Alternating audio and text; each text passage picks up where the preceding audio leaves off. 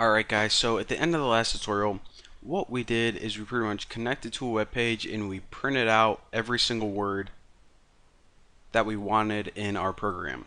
However, we have a problem with this list, and that is that it's dirty.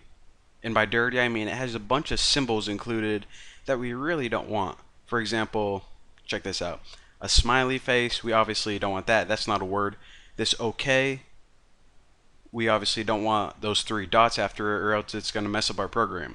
So we need to take all these words and we need to clean them up. So let's go ahead and do that. And first of all, let me get rid of this print because that's confusing if we try to run that later on. And right in line with your for post text, what I want to do is I want to make another function, or I want to call it right now, clean up list.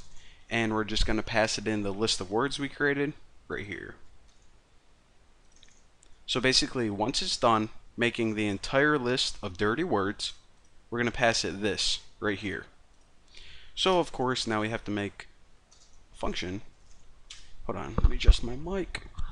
Alright, it's like right in front of my face. Alright, so define clean up list. And of course, what we're going to pass it in is we can just use the same variable. Why the heck not? And let me give myself a little bit of, actually, I always like doing this.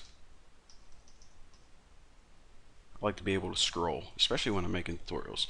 Alright, so clean word list. What this is essentially the main list, similar to this we created before, but this is going to store the clean words. Words without any dots, with all the apostrophes removed, all of that stuff. So that's what this is going to store. So how exactly do we do that? Well, what we need to do is we need to loop through this word list that we passed in. So I'm going to loop through and I'm going to store each word as a variable word. So basically I'm saying loop through this list, and for each word, treat it as the variable called word. Simple enough. So now, before we continue any further, what we need to do, actually let me delete that, is we need to give a list of symbols to pretty much look for in each word and take out. So I'm just going to name this variable symbols, and we can actually, there's a bunch of different ways that we can do this, but I'm going to show you guys a really cool and easy way. Just go ahead and make a string with all of the symbols that you need. So I'm going to hold down shift on my keyboard and I'm going to go across the top. And I'm going to keep going right there. And also what I want to do is let go of shift and just click all of the individual keys right there. Now we have a couple problems here, and that's this. First of all, actually we only have like one problem. First of all, this quote right here is a symbol that is confusing Python because we say strings begin at double quotes. So start there and stop here. And see, even right now, we're getting problems. So whenever you have a quote, you need to actually escape it. So now whenever there's a quote in a string, it's going to know that, okay, I'm talking about a symbol and not part of my Python string.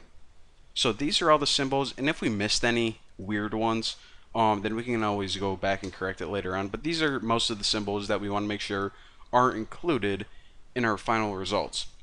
So now, what I want to do is this. I'm going to make another loop and just make a count variable called I.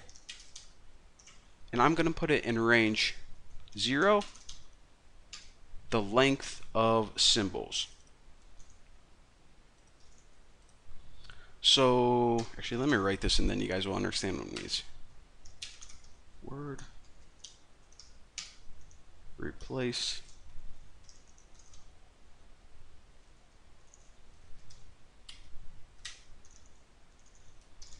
Alright, so what this loop is going to do is it's pretty much going to loop through. Alright, I'll explain it this way. So this main loop right here is going to loop through one word at a time.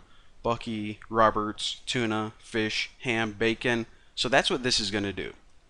Now this inner loop right here is going to loop through this string right here. And it's going to look at each of these characters symbol by symbol. That's what this is doing. It's saying what string, what character. Now for every single symbol in here, it's going to check if that symbol is included in the word, and if it is, it's going to replace that symbol with a blank space or nothing. So that's a really cool way that you can remove weird symbols or weird characters for words. However, we have one other problem. What if we have a word like this?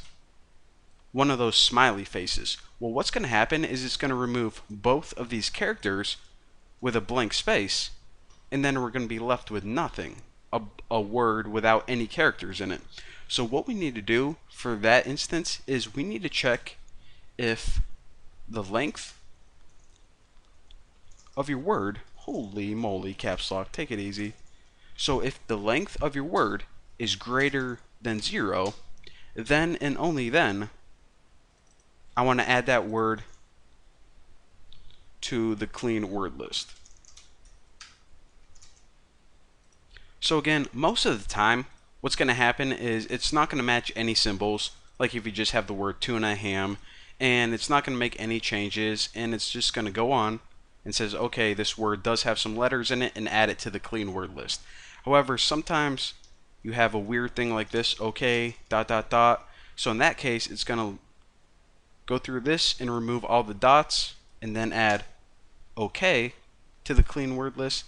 In other instances, you're going to have a smiley face, so it's going to remove all of those, and then it's going to say okay.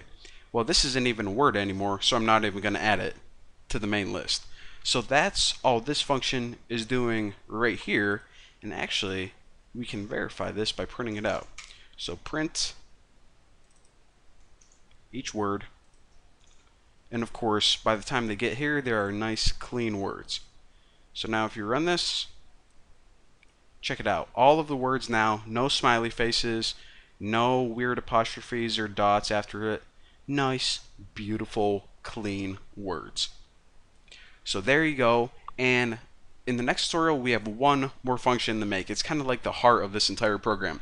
We're going to be creating a dictionary and finding out how often each of these words appear. So iPhone 10 times, work 5 times, woman 7 times or something. And we're going to see for any web page what's the most frequently used words, how often they're used, and we're going to make it in a nice sorted list. But for now, thank you guys for watching. Don't forget to subscribe, and I'll see you next time.